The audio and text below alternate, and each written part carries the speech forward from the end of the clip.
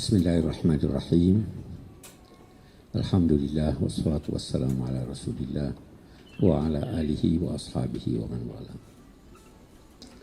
Ibu Rektor yang saya hormati, ibu-ibu, bapak-bapak, saudara-saudara sekalian, Assalamualaikum warahmatullahi wabarakatuh.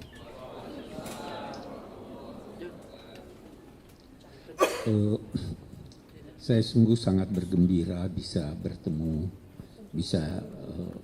tadi Ibu Rektor katakan ada tanya jawab. Oke, saya juga tadi bertanya sampai jam berapa atau berapa lama.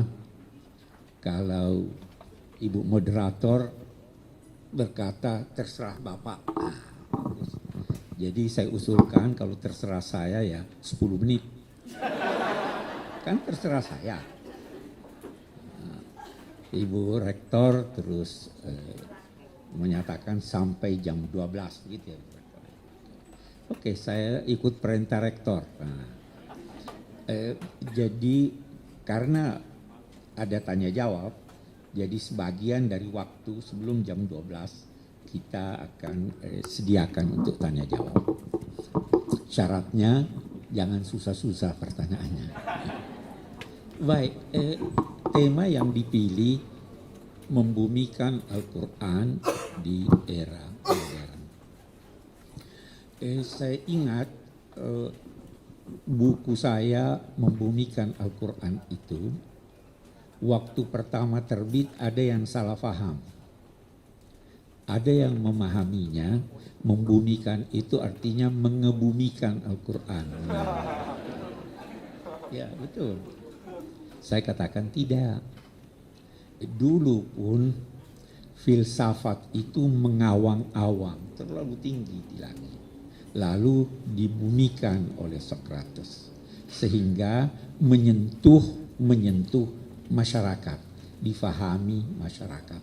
Saya kira seperti itu juga lah sebenarnya maksud dari kalimat membumikan Al-Quran itu, yakni tuntunan-tuntunannya membumi, dirasakan, difahami, dan dapat diamalkan oleh penduduk bumi di mana mereka berada. Memang kita lihat lebih jauh, salah satu kritik yang sangat pedas dari ulama-ulama kontemporer, bahkan sejak Sayyid Muhammad Rashid Ridha awal abad ke-20, bahwa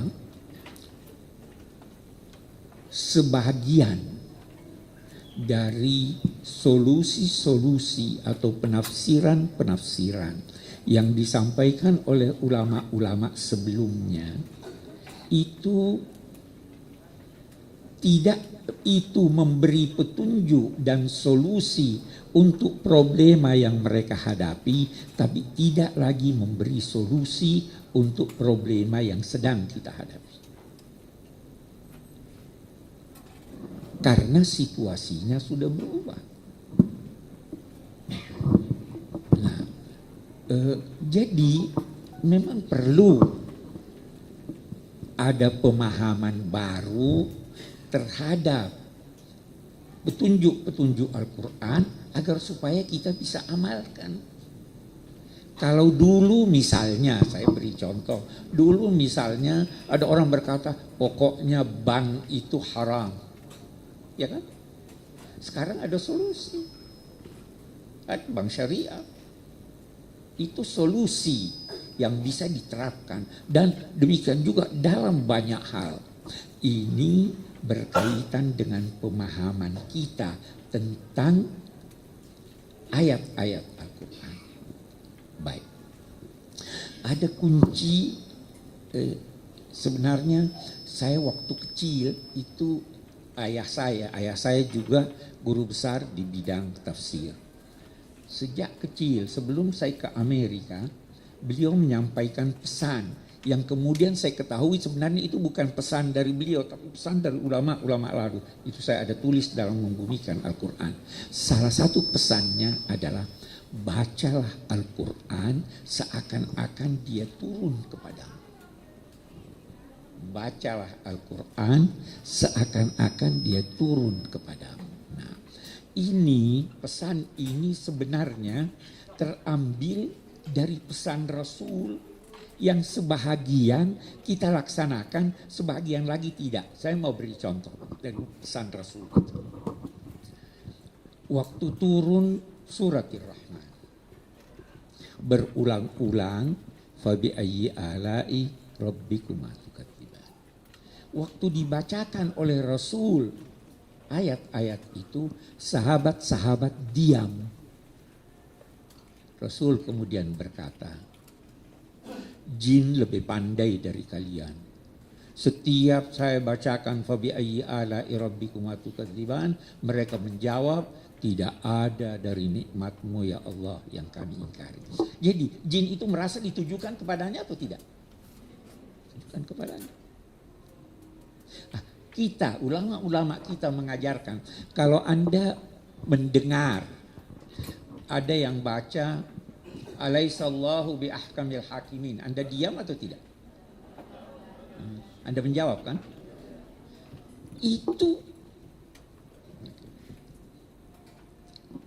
Itu berarti Anda memahami bahwa dia bertanya pada Anda.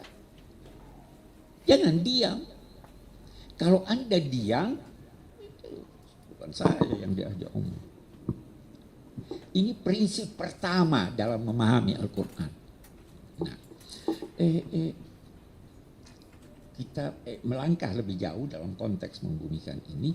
Jadi dia berbicara dengan kita. Ada pertanyaan yang timbul. Kita lihat. Supaya lebih mudah saya mau bertanya sesuatu yang pasti jawabannya sama. Al-Quran perintah salat. Ya, itu buat sahabat-sahabat Nabi atau buat Anda juga? Oke, bagus. Al-Quran perintah memperhatikan Al-Quran atau tidak? Anda juga disuruh. Oke, bagus. Al-Quran mengecam yang tidak memperhatikan kandungan Al-Quran. Mengecam enggak? Anda dikecam juga? Bagus. Artinya seakan-akan turun kepada Anda. Nah, kita melangkah satu langkah lagi. Anda bisa berpikir terlepas dari pengetahuan Anda. Bisa enggak? Atau selalu harus melengketnya? Anda bisa berpikir terlepas dari budaya Anda. Bisa enggak? Mau pakai budaya, katakanlah orang di pelosok sana,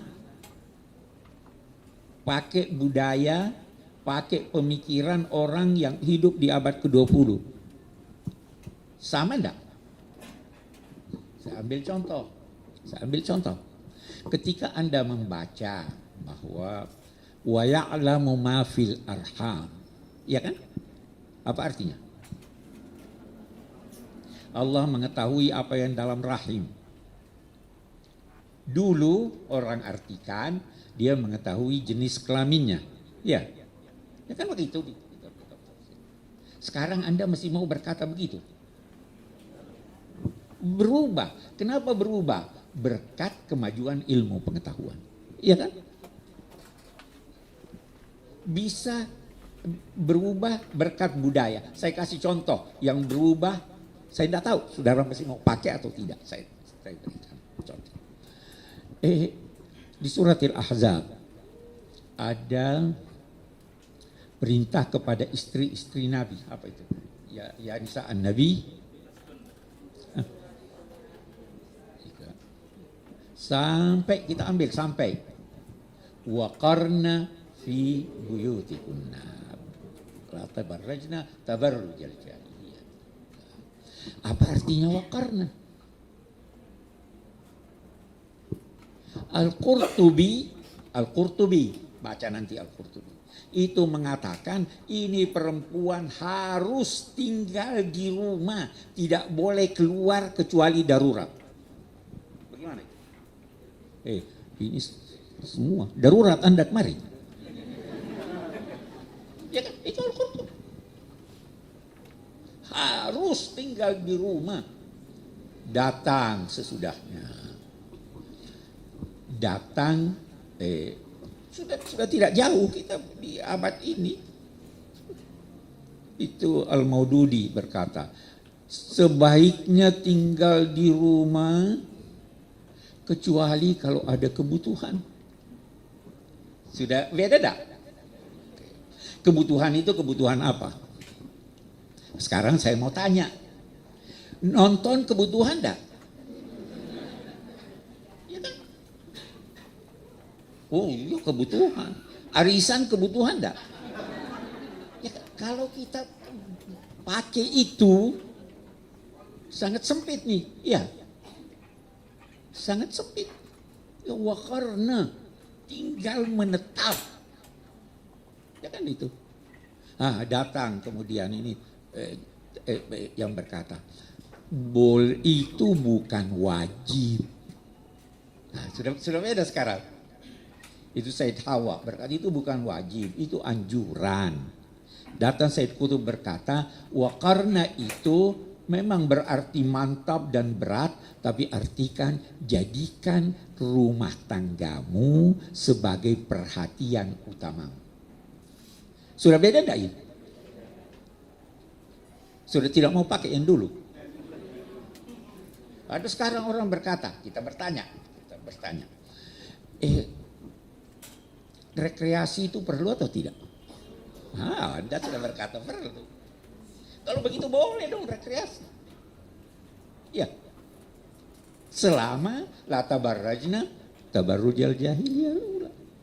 Itu pemikiran berubah akibat apa? Akibat perubahan sosial. Kalau mau membumikan Al-Quran, perhatikan budaya Anda, perhatikan pengetahuan Anda, itu baru bisa membumi. Kalau tidak akan membumi. Jadi kembali kita, bacalah Al-Quran seakan-akan dia turun kepadamu. Itu sebabnya Abbas Al-Aqad ada berkata, seandainya sahabat-sahabat itu hidup pada masa kita sekarang, maka pasti ada pendapat-pendapatnya yang dikemukakan pada masa Rasul dan sesudah masa Rasul diubahnya karena terjadi perubahan.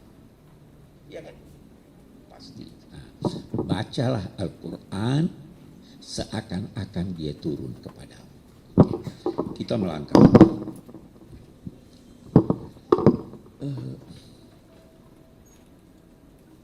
Ada ungkapan, kalau Anda ingin bercakap-cakap dengan Allah, maka berdoa. Ya kan? Ya Allah, kasih saya ini, kasih saya. Kalau Anda ingin Allah bercakap-cakap dengan Anda, bacalah kitabnya. Itu Allah bercakap-cakap. Ya ayuhar rasul, ya ayuhan nabi, ya ini.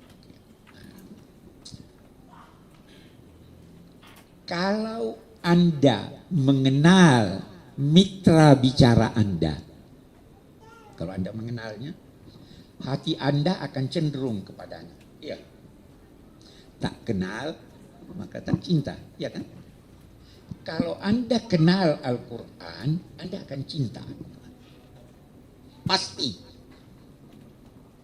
Persoalannya, kita tidak kenal Al-Quran. Kita tidak merasakan keindahannya. Kita tidak merasakan keagungannya. Syarat pertama, kita mau lihat sekarang. Syarat pertama untuk terjalinnya hubungan baik adalah kenal siapa yang Anda. Anda bisa mencintai seseorang tanpa Anda kenal? Tidak. Gimana saya mau cinta dia saya tidak kenal? Ada rumus lagi, kita lihat rumus ini. Semakin dekat perkenalan seseorang dengan orang lain, semakin terbuka hati orang lain itu untuk curhat pada Anda atau Anda curhat kepadanya. Benar tidak?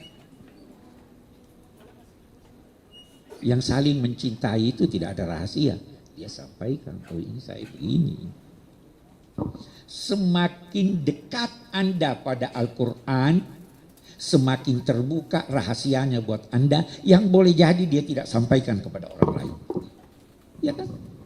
Itu rumusnya itu. Jadi titik tolaknya, baca seakan-akan dia turun pada Anda, bersahabat dengan dia. Saya mau beri hal lain yang berkaitan dengan ini. Sekarang, kalau ada seorang dari Malaysia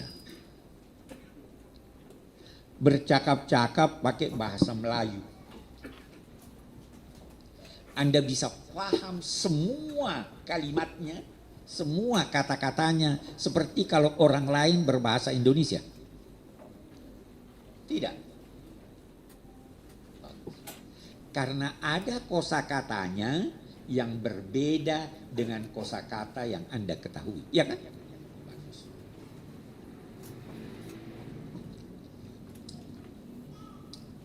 Wah, saya mau ke tandas dulu.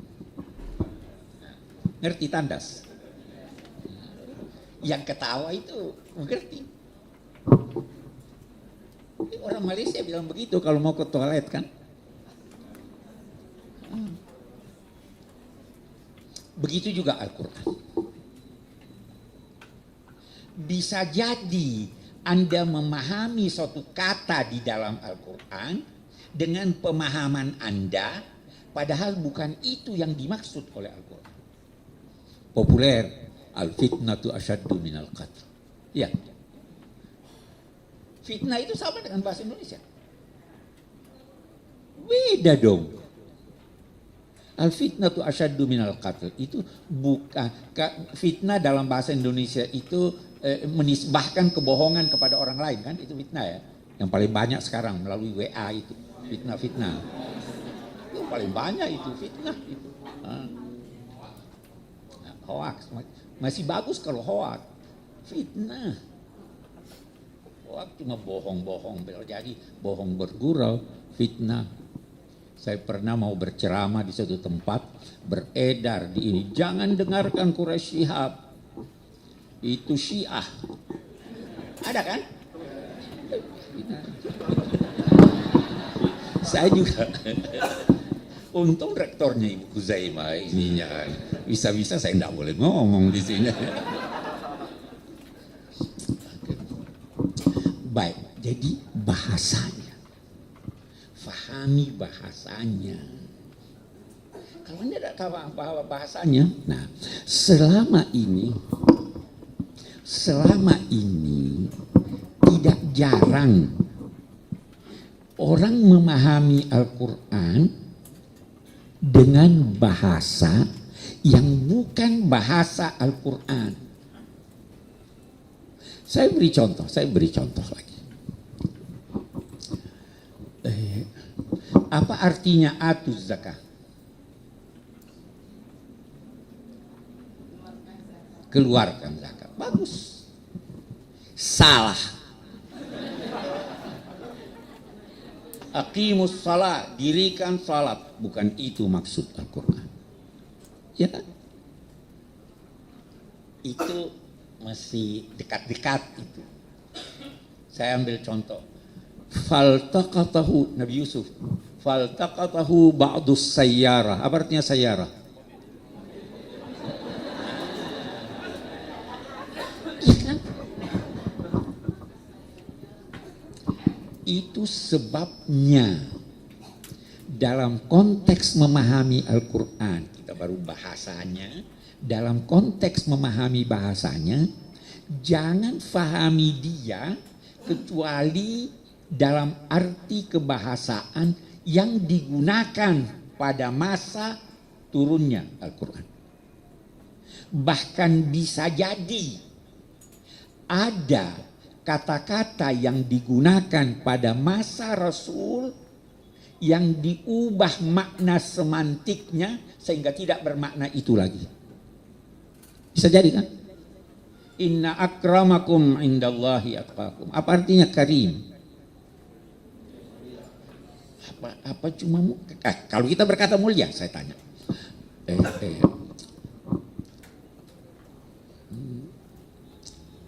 Kalau saya berkata zaujun karim, suami yang mulia, hah? Yang layak, loyal. Waduh, bagus. Ini cewek loyal, tidak kawin lebih dari satu ya. Oke. Kalau saya berkata khitabun karim, ada kan? Ulqiya alayya, apa betul itu? Saya punya ingatan betul. Surat yang karim, apa artinya? Loyal, mulia. Sekian banyak kata karim di dalam Al-Quran. Rizqun karim, apa artinya? Rezeki yang mulia.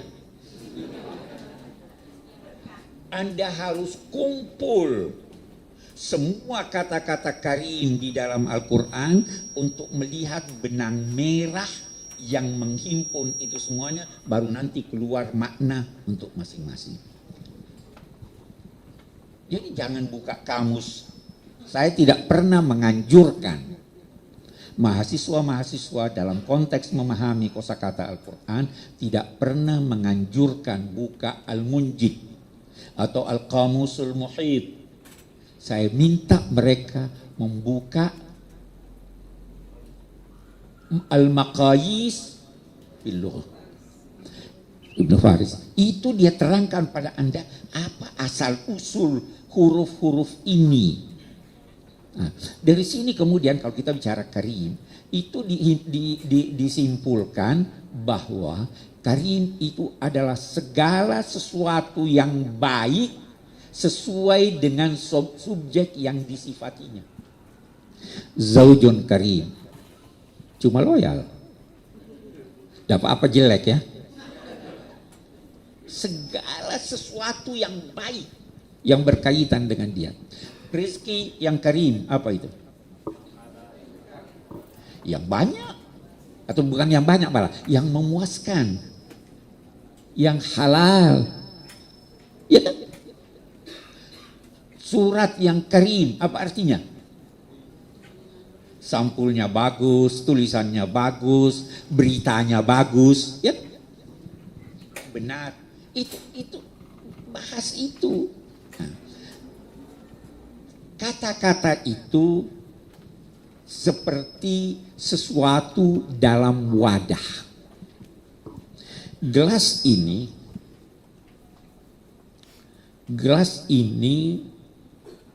penuh atau tidak? Tidak penuh. Artinya mestinya masih ada air lagi sesudah ini ya. Iya. Itu. Nah, kalau dia berlebih, ditampung oleh ini atau tidak? Dia tumpah. Kata-kata itu berada dalam satu wadah. Kalau Anda isi cuma setengah, itu berarti kurang. Kalau Anda isi berlebih, itu berarti mubazir. Ya kan? Kita kembali.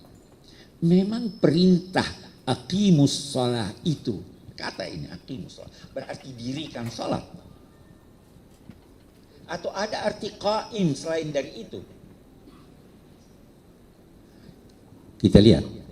Ar-rijalu qawwamuna 'alan nisa. Laki-laki itu berdiri depan perempuan. Oke. Apa namanya? Allahu la ilaha illallah. Al-hayyul qayyum. Qa'iman bil qist. Himpun semua kata-kata itu, nanti Anda akan mendapatkan makna dari setiap kata. Atu zakah, apa artinya atu?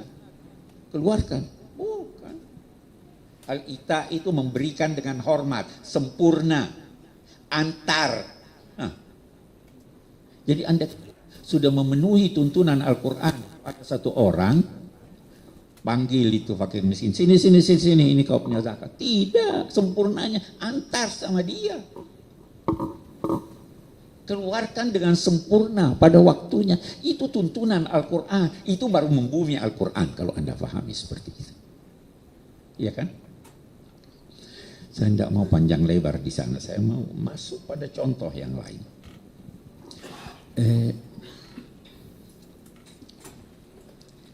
Saya sekian tahun yang lalu mengajar S1.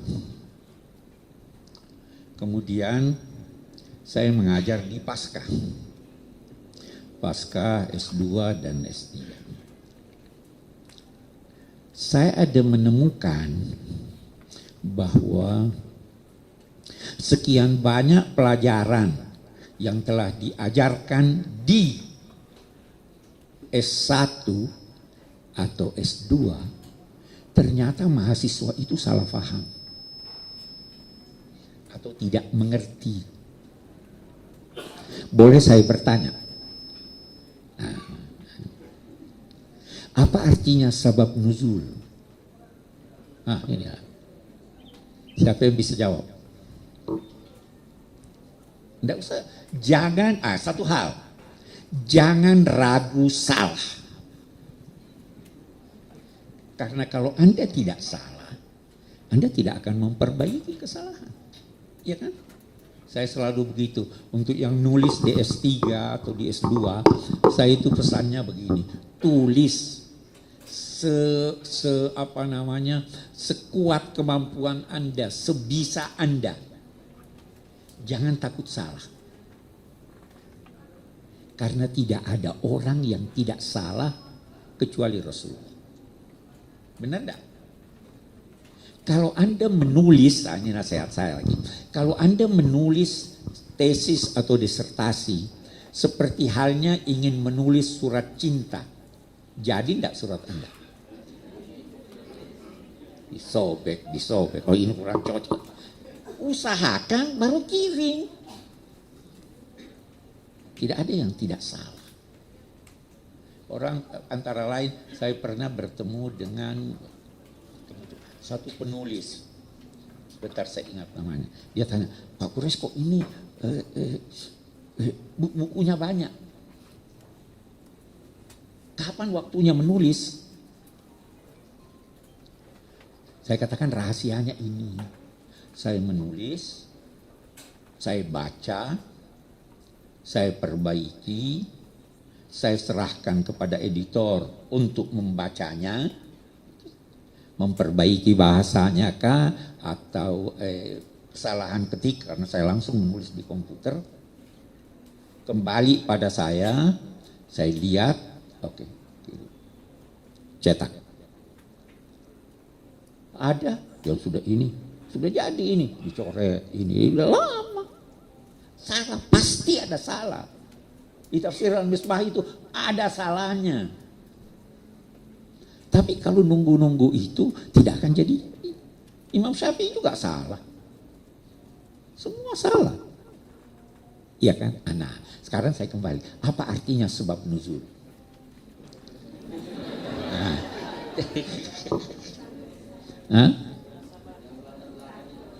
Yang melatar belakangi turunnya ayat. Jadi kalau saya berkata al-ibratu bi umumil lafzi la bi khususis sabab. Apa artinya? Itu kan kaidah. Apa artinya itu?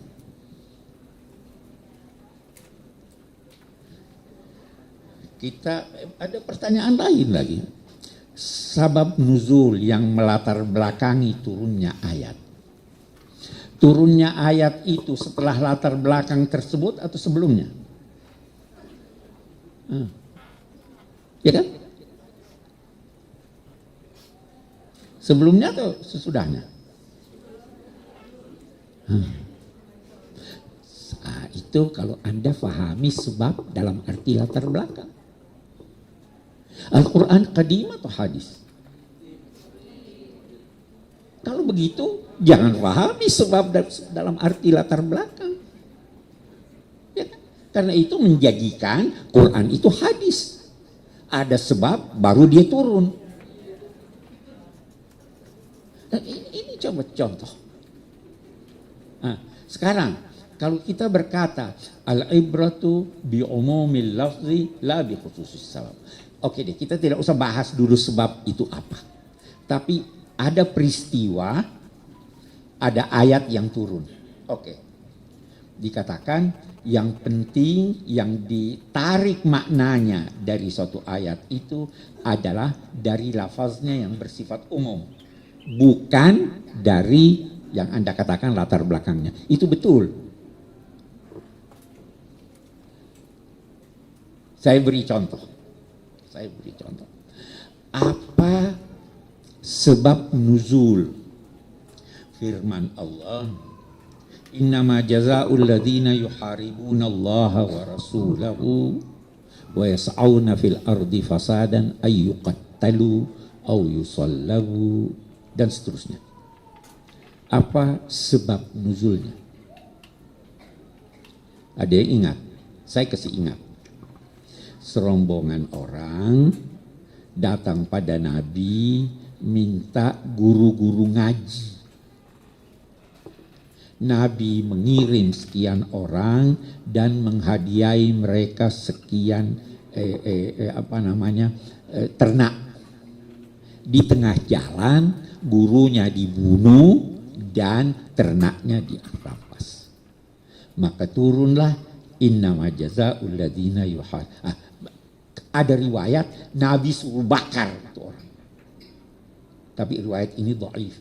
Betapapun, yang jelas turun ayat, sanksi hukumnya itu adalah yuqattalu au yusallabu au tuqatta aydiyahum au.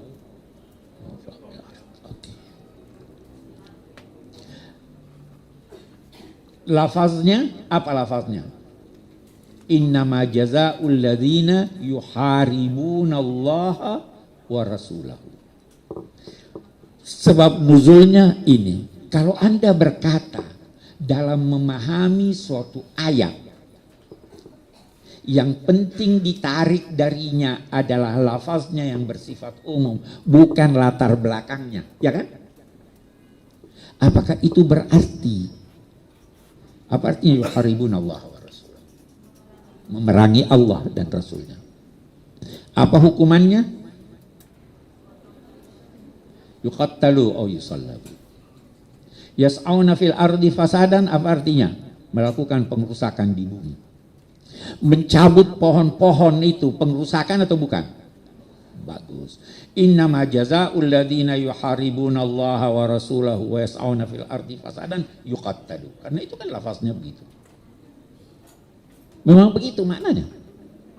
Kan Anda berkata al-ibratu bi umumil lafzi la bi khususis sabab. Apakah semua yang ada di sebab harus saya tinggalkan? Tidak dong. Makna sahihnya itu bukan itu. Nah, ini biasa ada mahasiswa sudah belajar, dia pikir, oh begitu. Saya masih tambah lagi satu problem. Ini kita dalam konteks membumikan Al-Quran nih. Saya beri lagi satu contoh, konteks ini tadi. Kalau ada satu peristiwa, kita lihat, yang menjadi sebab si A itu mati karena ditabrak mobil. Peristiwanya mobil nabrak dia. Apakah sebab nuzul itu hanya mobil yang nabrak dia yang harus saya perhatikan? Atau ada hal lain? Pertanyaannya, suatu peristiwa itu kalau terjadi apa saja yang perlu diketahui? Anda bisa bertanya, oh itu si A ketabrakan, dia ditabrak mobil. Pertanyaan Anda bisa, di mana itu tabrakan? Ya kan? Kapan? Siapa yang nabrak? Mengapa? Bagaimana? Banyak pertanyaan. Nah, ketika saya berkata meninggalkan sebab nuzul, apa semua pertanyaan ini saya hapus? Tidak.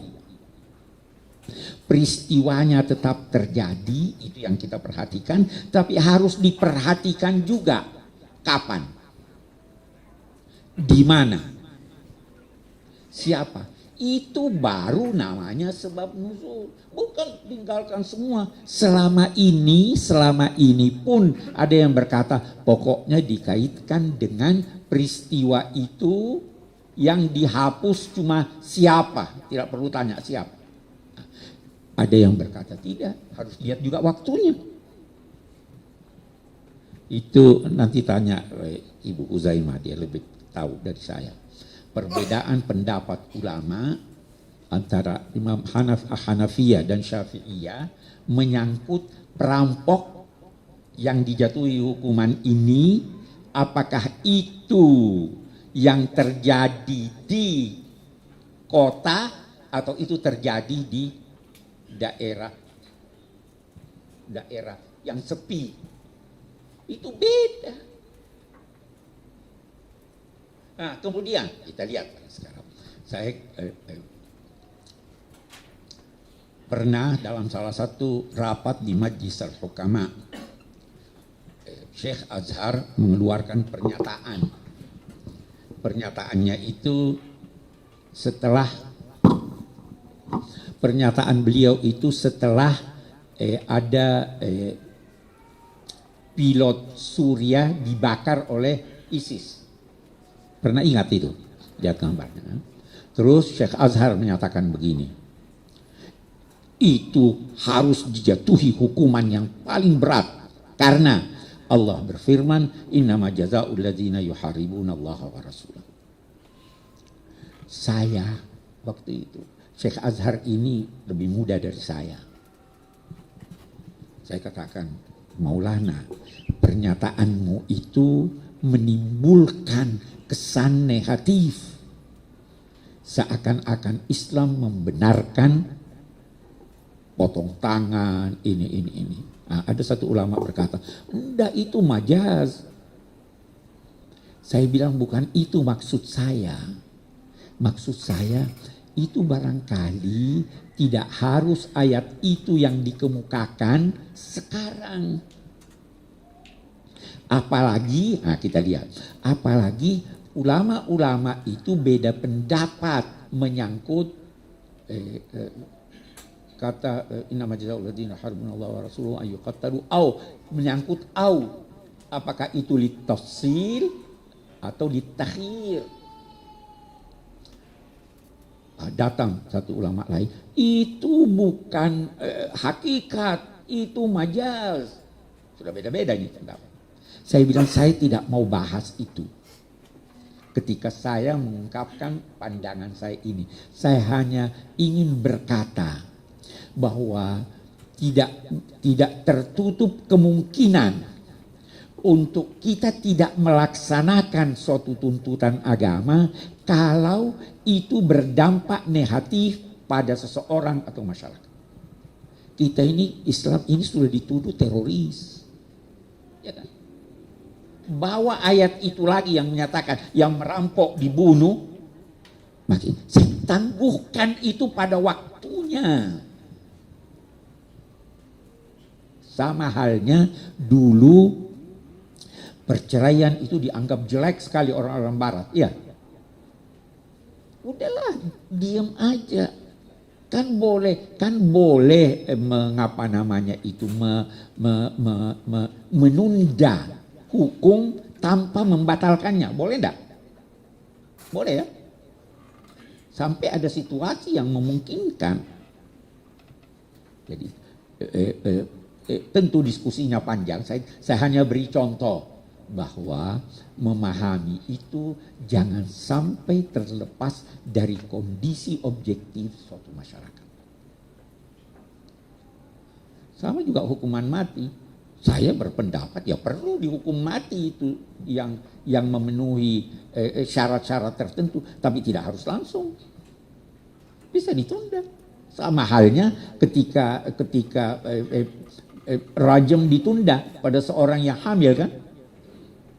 Tunda dulu sampai dia melahirkan. Sudah itu, dia sudah melahirkan, tunggu dulu sampai itu anaknya bisa makan sendiri. Itu bisa. Itu baru membumi. Kalau tidak Anda mau langsung balas begitu, merugikan. Nah, jadi saya kembali. Asbabun nuzul itu harus difahami artinya dan dilihat kondisinya ketika itu bagaimana. Itu sebabnya ada ulama yang berkata al-ibratu bi khususis sabab la bi umumil lafz. Untuk ayat itu berlaku untuk si A, untuk si B bagaimana? Analogi yang dipakai di situ. Jadi memang ya.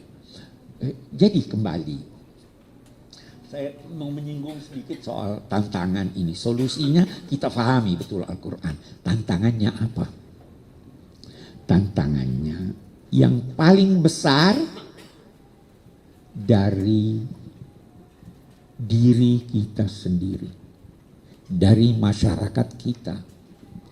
Setiap ada pendapat baru, biasanya mayoritas berkata, oh itu begini, itu begitu. Itu satu tantangan.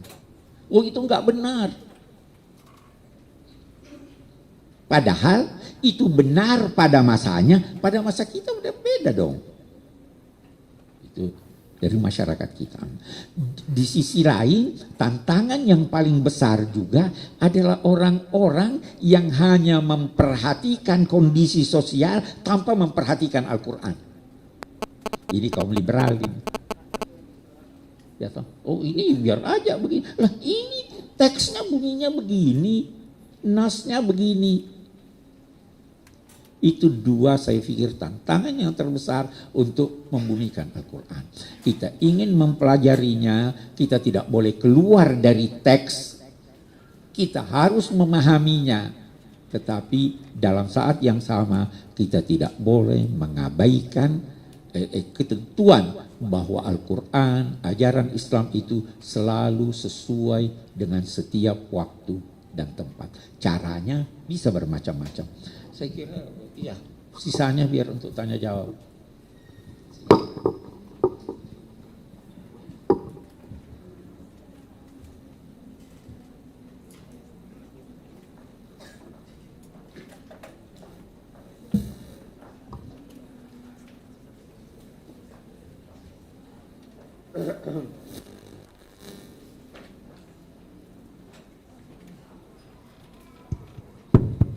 Terima kasih kepada Bapak Profesor Dr. M. Quraisy Shihab MA yang telah membuka acara kuliah umum kita dengan pancingan-pancingannya seputar tantangan yang kita hadapi ketika membumikan Al-Quran, dan kita lanjutkan acara kita dengan tanya jawab. Kami persilahkan untuk bertanya dari kelompok sana 3 orang. Dari kelompok sini 3 orang. Yang pertama siapa Pak namanya? Marmudo. Nah, Marmudo ya. Yang berikutnya ya siapa Pak? Muhammad Rifai. Kemudian ya satu lagi Nawawi. Dari Putri ya siapa namanya? Atifah. Dari tengah tadi saya lihat ya siapa yang pakai kudung merah? Hah? Atikah dua-dua? Oh iya, oke, Atikah ya. Satu lagi? Siapa? Mariam. Maaf Bapak laki-laki sebelah. Makasih ya. Nah, ya yang pertama silahkan Pak Narmodo, silahkan. Nah, Narmodo, ya silahkan Pak Narmodo.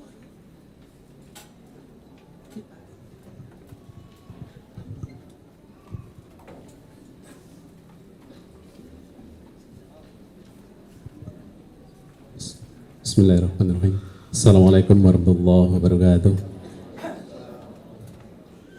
Prof, saya ada satu pertanyaan bahwa di dalam membumikan Al-Quran, ini Al-Quran sudah turun 1500 tahun yang lalu.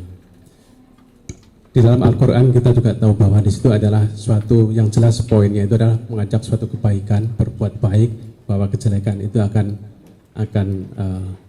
terkesampingkan. Namun demikian yang terjadi adalah di bumi ini bahwa yang namanya kebaikan tetap ada, tetapi jumlahnya itu orang yang berbuat kebaikan juga tidak banyak. Sekarang kita lihat satu contoh saja bahwa ekonomi kapitalis yang mendominasi dunia dan kemudian ekonomi yang berbasis dengan syariah itu adalah masih minim sekali. Di Indonesia sendiri adalah bahwa aset bank syariah itu hanya 300 triliun, sementara aset bank konvensional yang tidak syariah adalah 6.000 triliun rupiah. Artinya cuma sekedar 5% saja. Demikian juga di satu sisi bahwa antar umat Islam juga masih terjadi benturan-benturan. Apakah ini memang satu hal yang salahnya ada di mana? Itu apakah kesalahan ada pada kita yang belum bisa memahami Al-Quran dengan benar dan baik, atau memang ini adalah suatu kodratullah begitu? Dan ini bagaimana kita bersikap untuk membumikan Al-Quran, bahwa benar-benar Al-Quran ini bisa menjadikan rahmatan lil alamin, bahwa bumi atau umat yang ada di bumi ini, bahwa sekarang yang orang mengaku beragama Islam di bumi ini tidak kurang dari 1,5 miliar dari 7 miliar penduduk bumi. Jadi artinya hanya sekitar 20% penduduk bumi yang beragama Islam. Itu pun yang Islam, belum yang mengerjakan sholat, yang puasa, dan itu masih berkurang lagi dari sana. Dan jadi ini pertanyaannya adalah bagaimana menyikapi hal ini dalam kita menyongsong kehidupan ke depan. Terima kasih. Assalamualaikum warahmatullahi wabarakatuh.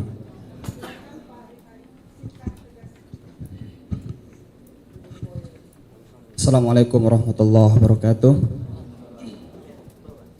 Prof, sama-sama kami hormati.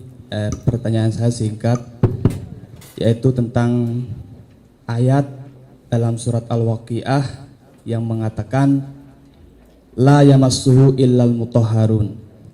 Jadi pertanyaan saya, pada saat itu kan Al-Quran belum berbentuk mushaf dan sebagainya.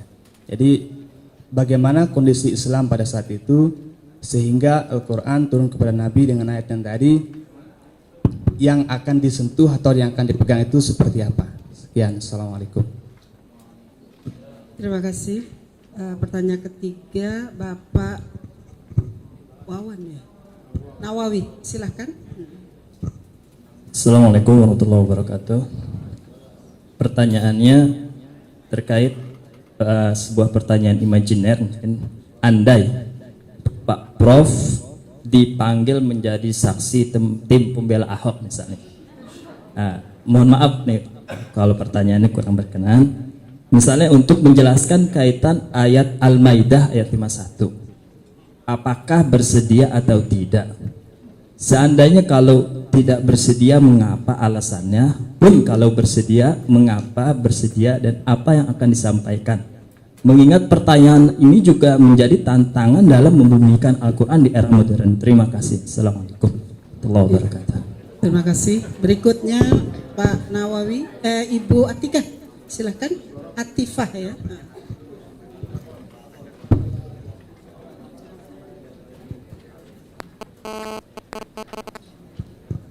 Assalamualaikum warahmatullahi wabarakatuh. Nama saya Atifah Prof dari Madura.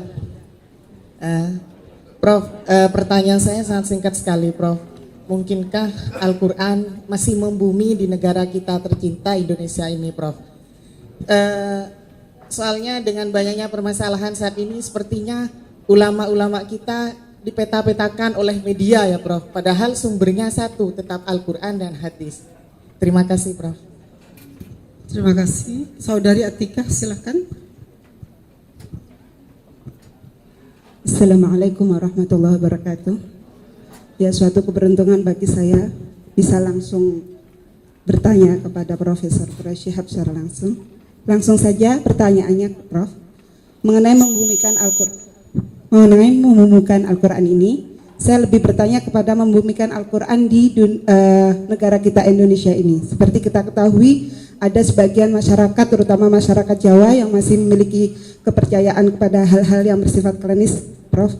Yang saya tanyakan, bagaimana pendapat Profesor Quraish Shihab terhadap ayat-ayat yang bersifat klinis, karena ada beberapa kitab misalkan Samsul Ma'arif dan lain sebagainya, dalam arti yang positif, dalam arti penggunaan zikir-zikir dengan menggunakan ayat-ayat Al-Quran. Terima kasih. Assalamualaikum warahmatullahi wabarakatuh. Terima kasih. Penanya terakhir, Ibu Mariam.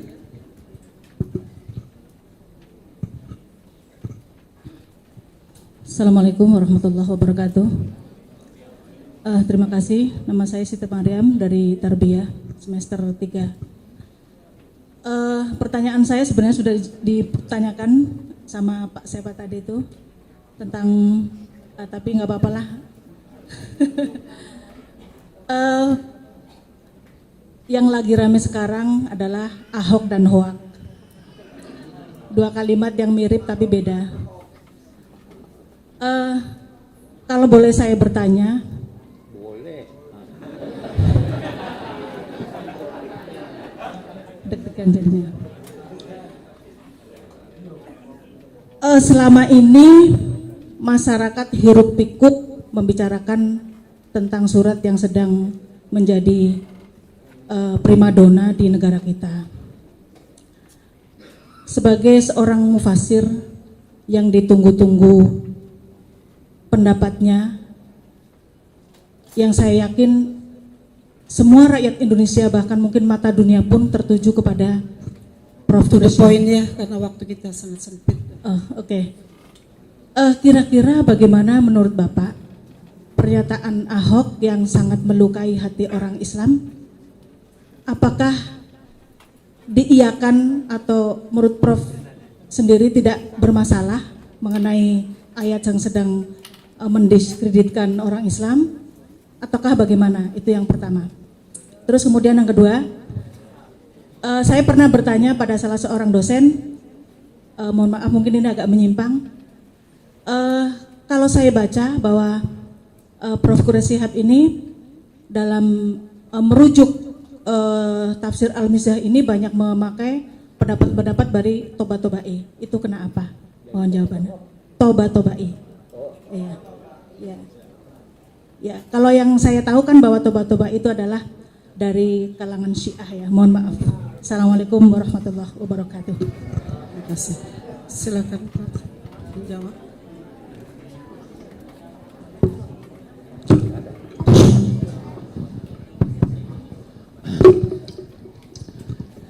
Baik, bismillahirrahmanirrahim. Ada sebagian pertanyaan yang saya mau gabung jawabannya. Yang pertama soal ekonomi dan sebagainya, apa sebabnya ini tidak bisa membumikan Al-Quran. Itu juga tadi ini. Ada buku baik saudara baca. Itu judulnya bisa menjelaskan persoalan ini. Buku lama itu ditulis oleh Syakib Arsalan, Limadha ta'akhkhara al-muslimun wa taqaddama ghairuhum. Itu di situ ada jawabannya. Ada yang menjawab begini. Orang lain maju karena meninggalkan agamanya dan mengambil tuntunan Islam. Orang Islam mundur karena mengabaikan agamanya dan mengambil tuntunan orang lain.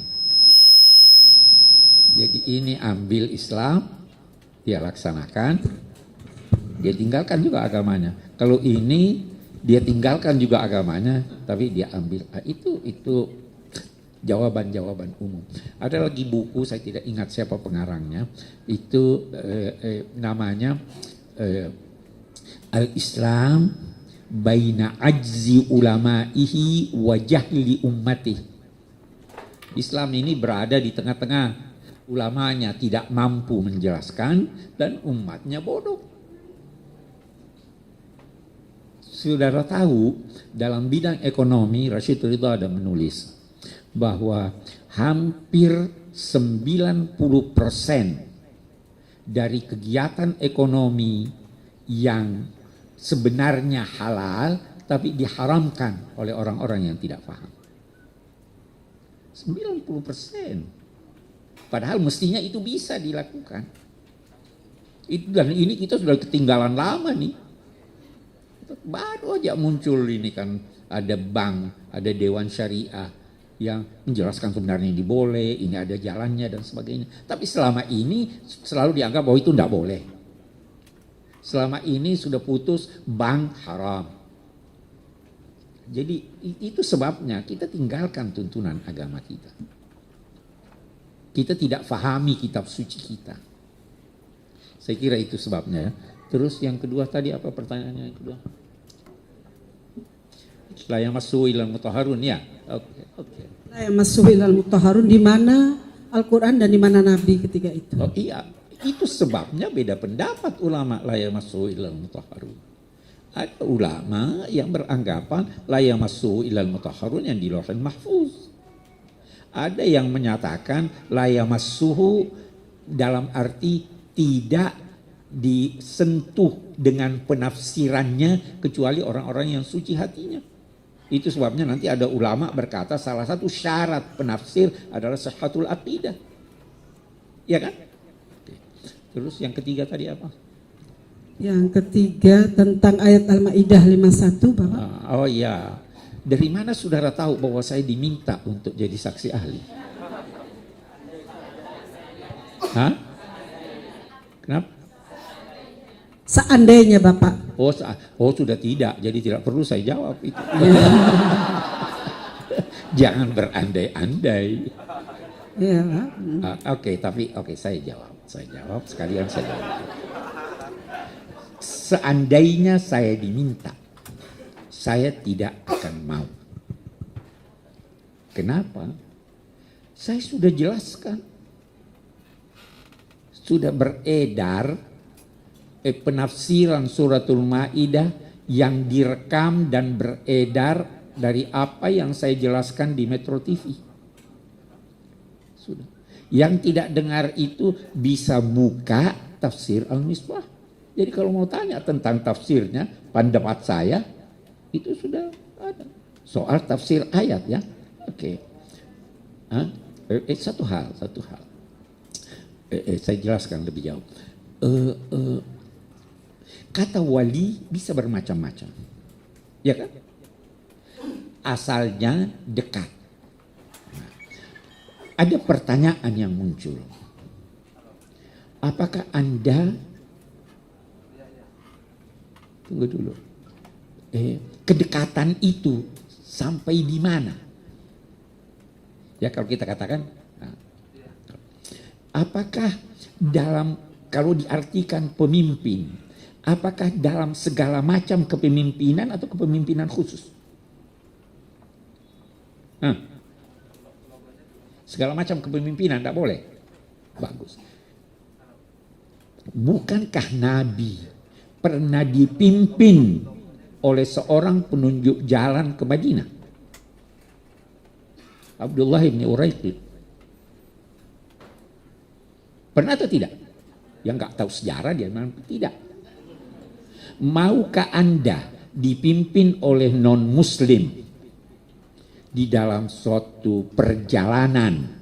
Dia jadi pilot, orang non-muslim, antar Anda sampai Jeddah. Mau enggak? Mau? Kalau Anda disuruh pilih, ada muslim yang baru lulus, ada non-muslim pandai, mau naik pesawat yang mana? Tidak. Ini kita ingin memahami kan. Terus ada yang mengartikan yang dilarang itu sahabat karib. Jangan jadikan sahabat karibmu. Nah, kita lihat sekarang. Boleh enggak muslim kawin dengan Masihiyah? Boleh enggak seorang perempuan Kristen kawin dengan lelaki muslim? Boleh enggak? Itu sahabatnya atau tidak? Lebih dari sahabat ya. Harus loyal kan?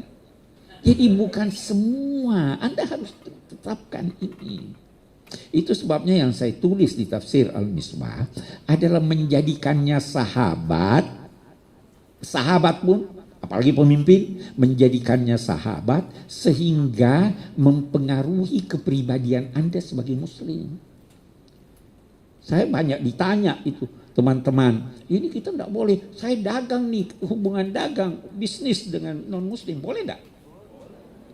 Yang bisa mempengaruhi sehingga Anda menyampaikan rahasia-rahasia umat sehingga terugikan, Anda terpengaruh dengan itu yang dilarang. Itu menurut saya.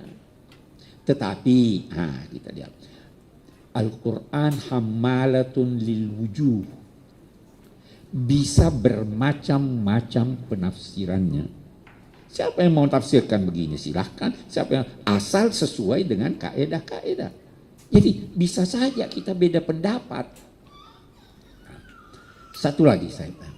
Anda boleh mengutip pendapat orang Barat dalam konteks memahami Al-Quran atau tidak? Boleh atau tidak?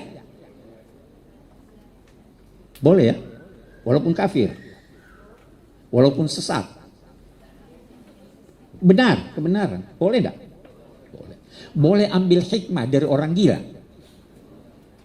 Tidak boleh? Boleh. Al-hikmatu dhalatul mu'min. Jadi kalau itu boleh, terlarangkah saya mengutip pendapat Tabatabai?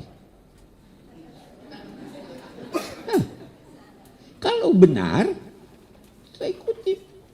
Kalau tidak, kalau saya kutip, saya bantah. Salah satu yang saya bantah, baca tafsir Al-Misbah, la yamassuhu illal mutahharun.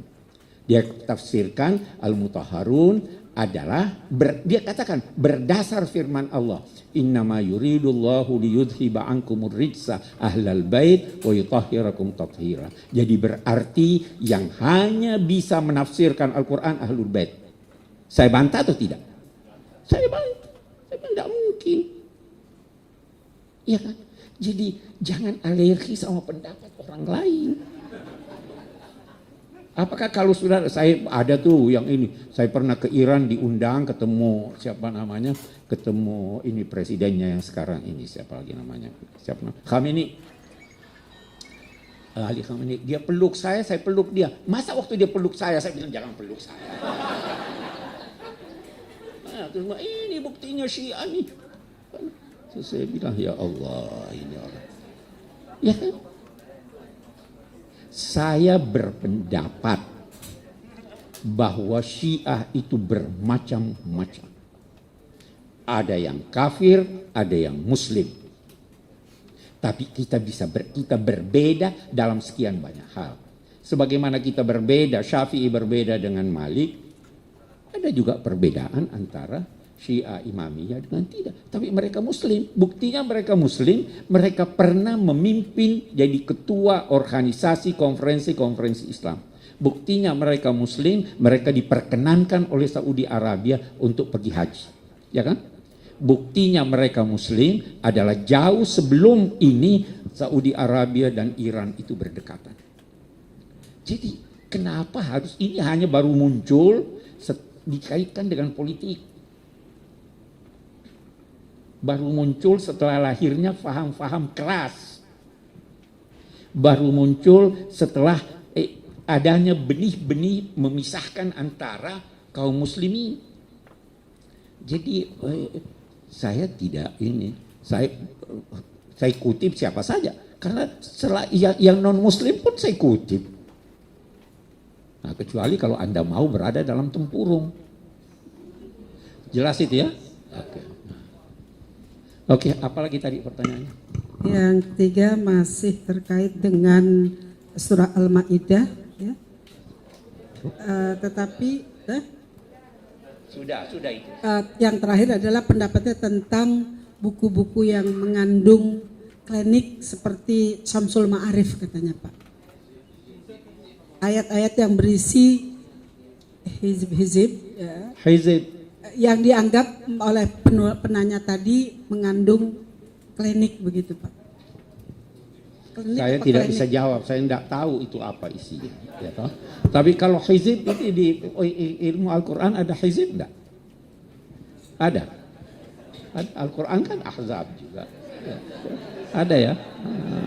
Ada juga ahzab itu kalau di tasawuf hizib itu juga salah satu maknanya adalah bagian dari doa-doa tertentu. Ya kan? Jadi yang saudara tanyakan saya tidak paham.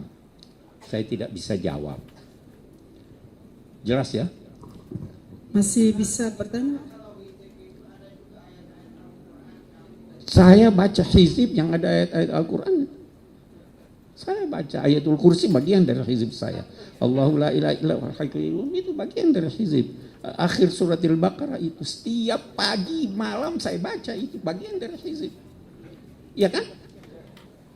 Karena ada anjuran itu baca ayat-ayat tertentu.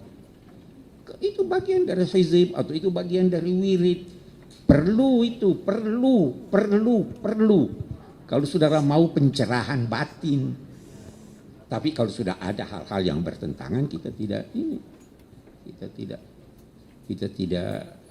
benarkan itu. Ya, saya kira itu. Masih ada pertanyaan? Masih ada pertanyaan barangkali? Sudah jam 12, Ibu. Sudah jam 12.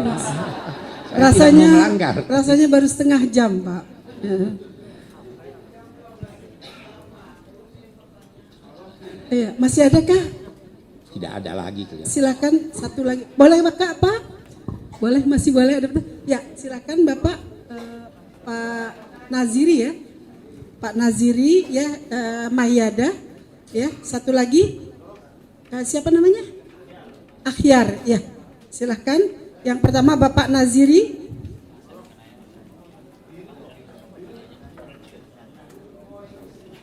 To the point pertanyaannya ya, mengingat waktu kita sangat singkat.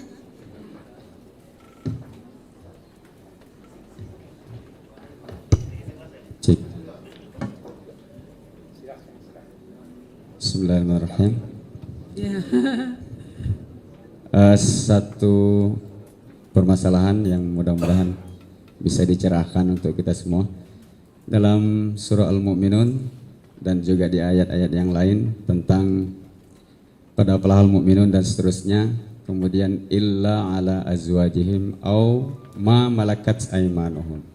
Nah, kalimat yang ini yang membuat sementara saya mentok untuk memahaminya, apakah masih ada zaman sekarang, relevan atau tidak dengan kalimat au ma malakat aimanuhum. Terima kasih. Ya, yang kedua silakan. Yang kedua Mayada kalau nggak salah. Ya sudah dulu. Siapa namanya? Baik, bismillahirrahmanirrahim. Nama saya Akhyar Ya, dari silakan. Askaiki Syariah. Prof, terima kasih. Saya ingin menanyakan dua hal. Yang pertama adalah berkenaan dengan satu kaidah yang mengatakan bahwa Al-Quran solihun likulli zaman wa makan. Au fi ma ma'na. Dalam kaidah ini, apakah yang diartikan ini Al-Quran ini soleh likulli zaman wa makan ini terlalu luas atau sempit? Maksud saya luas, bisa diartikan secara luas, maksudnya seperti ini. Dalam ayat Homer itu, diharamkannya Homer itu karena diturunkannya di Arab, yang di sana gersang dan panas. Maka kalau Homer juga diharamkan di Indonesia yang dingin misalkan, itu dan juga atau di daerah-daerah yang dingin gitu ya. Ya. Apakah itu juga relevan? Nah, ini ada yang berpendapat bahwa ini sudah tidak relevan tentang pengharaman Homer atau terlalu sempit seperti mungkin Maulid Nabi ataupun hal-hal yang baik yang dilakukan oleh para kiai-kiai kita itu diharamkan. Nah, atau bagaimana yang proporsional dan mungkin dalam tanda kutip moderat. Yang kedua adalah tentang statement yang mengatakan bahwa yang paling tahu penafsiran suatu teks adalah orang yang menulisnya. Ada statement seperti ini. Nah, apakah statement seperti ini bisa dibenarkan atau tidak? Dan bagaimana kaitannya dengan Al-Quran? Syukran. Ya, terima kasih. Assalamualaikum warahmatullahi wabarakatuh. Langsung saja, saya Mayada Hanawi. Kebetulan saya tinggal di Kalimantan Timur. Di situ semuanya banyak agama dan suku. Pada waktu saya masih SD, saya merasakan keharmonisan yang ada. Tetapi sekarang belakangan itu sudah ada gap. Karena di lingkungan saya itu semua suku ada, Pak. Terus di sini blok Islam, sini blok Kristen. Kita dulu nggak ada masalah gitu. Kita semua membaur. Sekarang masalah yang ada, akhirnya kami sekarang membaurnya itu sedikit ada yang menyoroti. Sampai kemarin kejadian ada bom itu gereja dekat-dekat rumah kami. Akhirnya kami sepakat bagaimana kami menyikapi ini dan menunjukkan bahwa toleransi ini kita bangun kembali. Dan rata-rata ulama di sana ada beberapa ulama yang gencar ada habaib atau ulama lah, sebagian keras dan sebagian juga bisa slow. Kita kalau pikir-pikir bisa menggunakan yang slow ini untuk rakyat kami supaya sejahtera. Bagaimana menurut ulama, terutama profesor, supaya bisa kembali ke awal kita bisa sejahtera dan penuh dengan toleransi. Terima kasih. Wassalamualaikum warahmatullahi wabarakatuh. Waalaikumsalam. Yang pertama, azan dulu. Yang pertama menyangkut apa tadi? Qad aflahal mu'minun diakhiri dengan ma malakat aimanuhum.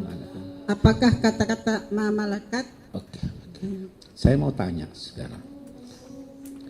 Saya yakin, percaya Anda tidak mencuri. Ya. Apakah saya perlu hapus dalam hukum kita? Undang-undang peraturan menyangkut pencurian atau tidak? Hanya karena Anda tidak mencuri. Perlu atau tidak? Tidak. Walaupun Anda tidak mencuri. Anda jangan berkata hapus saja dong saya tidak mencuri. Waktu turun ayat itu ada enggak ma malakat aimanukum? Jadi ada yang butuh ya. Yang akan datang Anda jamin tidak ada lagi? Jangan egois dong.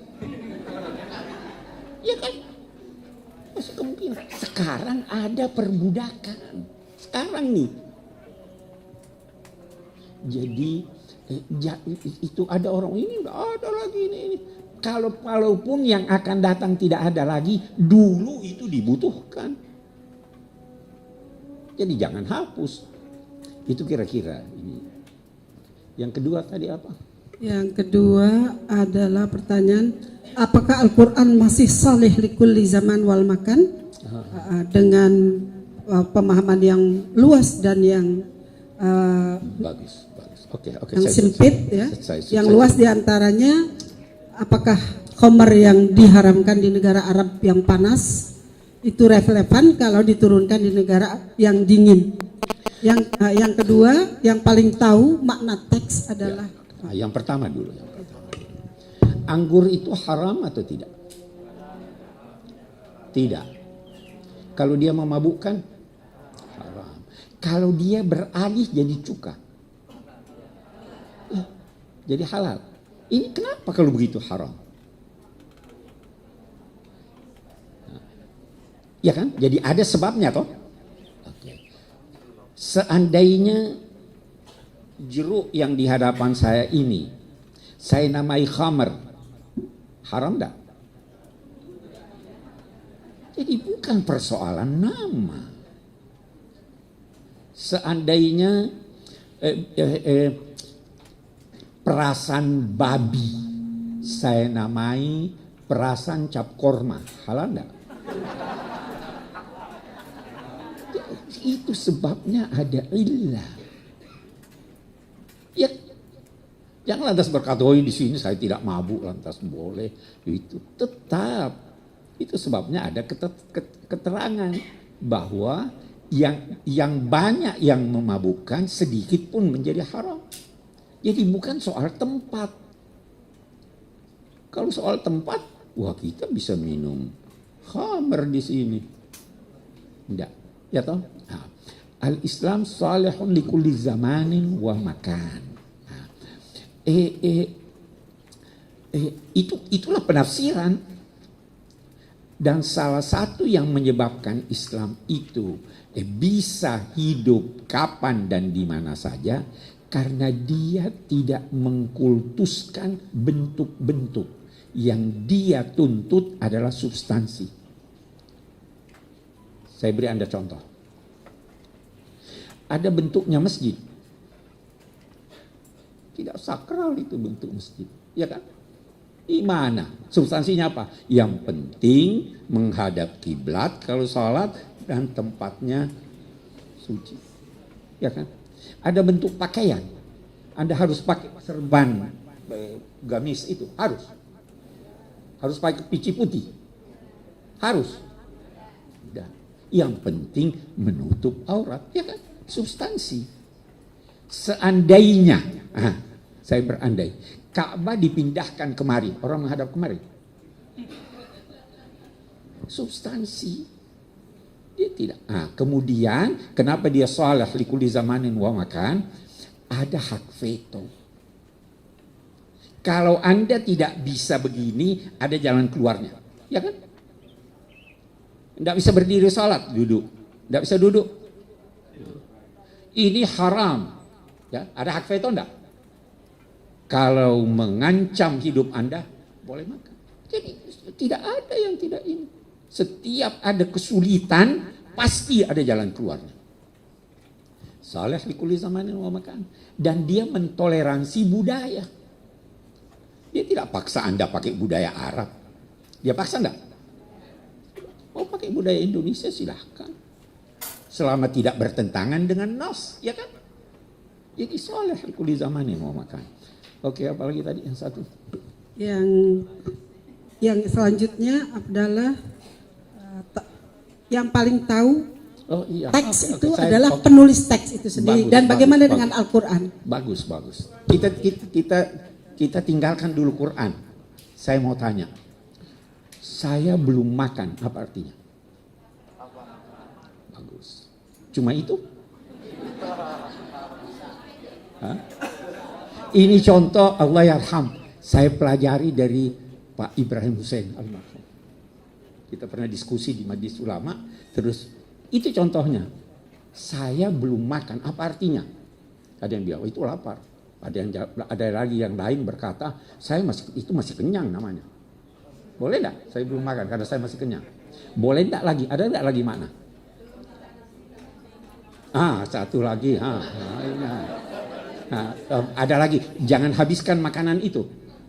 Siapa yang paling tahu maksud saya? Ini saya bukan Tuhan nih. Apalagi Tuhan. Yang paling tahu itu sebabnya ada yang dinamai dilalah haqiqiyah dan ada dilalah nisbiyah. Jangan berkata ini pasti begini.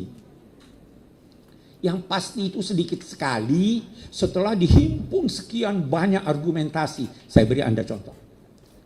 Siapa juara dunia tinju yang muslim itu?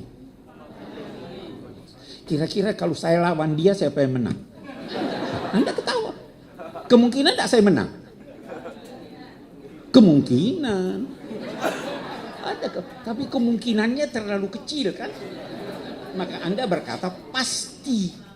Tapi belum tentu. Siapa tahu waktu saya tinju dia tergelincir diam. Ada kemungkinan enggak? Begitulah yang qat'i. Dan itu sedikit sekali. Yang lainnya kemungkinan. Susahnya kita sekarang, setiap pendapat orang dikatakan inilah yang benar, yang lain salah. Itu syirik menurut Asy-Syatibi. Asy-Syatibi bukan saya. Sedang terhadap yang kita yakini salah, kita masih harus berkata yang diajarkan Al-Quran, Qul inna au iyyakum la'ala hudan au fi dhalalin mubin. Damai kalau begitu. Kalau mau berkata ini yang benar. Kami di Pusat Studi Al-Quran itu prinsip kami. Kita tidak anti Wahabi. Ada alasannya. Tetapi kita anti yang Syafi'i yang mengkafirkan Wahabi. Bukan Ibu saya mah. Setuju enggak ini fatwanya? Yang Syafi'i kan mengkafirkan, mereka mengucapkan. Saya bahkan lebih dari itu. Ada yang pernah tanya saya, itu ISIS yang membunuh yang ini, Muslim atau bukan? Dia ucapkan syahadat atau tidak? Kalau dia mengucapkan syahadat, dia Muslim, tapi Muslim yang durhaka. Jangan, apapun namanya. Jadi begitu, itu kita damai. Silahkan laksanakan apa yang Anda mau laksanakan. Biarlah juga saya laksanakan apa yang saya laksanakan. Kita ingin membumikan Al-Quran di tengah masyarakat plural. Kita punya masyarakat plural. Lakum dinukum waliyadin, lakum madhabukum walana madhabuna, lakum ra'yukum walana ra'yuna. Ya kan? Kita harus tidak bisa memastikan itu. Serahkan pada Tuhan.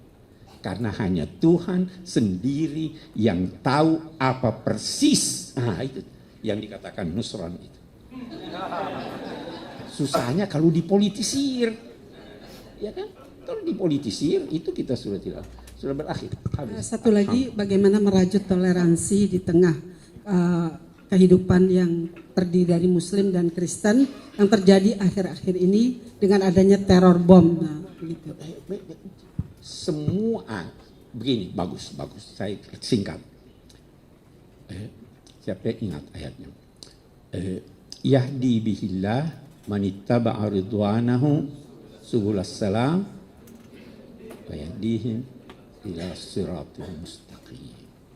Ada itu di dalam Al-Quran, ada kata sabil, ada kata sirat. Ya kan? Sabil itu ada mufradnya, ada jamaknya. Sabilillah, ada subulus salam. Ya kan? Oke. Kalau sirat itu tidak ada jamaknya, cuma tunggal terus. Sabil ini bermacam-macam. Ada sabilal mujrimin, ada enggak? Ada juga sabilillah. Ada sabilal ladzina la ya'lamun. Ya kan? Jadi sabil bermacam-macam. Sabil itu jalan-jalan kecil. Sirat itu terambil dari kata sarata yang berarti menelan. Sirat itu jalan lebar. Jalan tol. Kalau Anda masih di sabil, masih bisa sesat. Kalau masuk jalan tol, tidak, Anda akan sampai. Yang kita mohonkan, ihdinas siratal mustaqim. Tapi Allah juga berfirman, ud'u ila sabili rabbi. Ya kan? Ada juga sabil. Nah, yang mengantar ke siratal mustaqim itu subulus salam.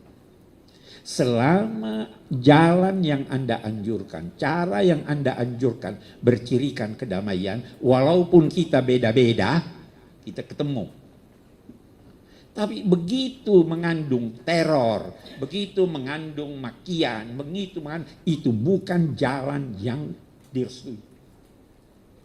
Imam Syatibi lagi saya ingat berkata, semua perbedaan antara umat Islam selama tidak menimbulkan percekcokan, maka itu jalan yang direstui agama. Mau jalan apa aja, silakan. Jangan cekcok, apalagi teror. Tapi semua yang mengakibatkan perceraian, pertengkaran, itu tidak direstui Islam. Itu wala tattabi'us subul fatafarraqa bikum an sabili. Ya kan? Ada ayat yang lain itu wala takum minal musyrikin alladzina farraqu dinahum wa kanu syi'an kullu hizbin bima ladaihim farraqu. Jangan cuma saya yang benar. Nah, ini yang kita kehilangan, apalagi akhir-akhir ini. Semua astagfirullahaladzim. Oke. Assalamualaikum warahmatullahi wabarakatuh.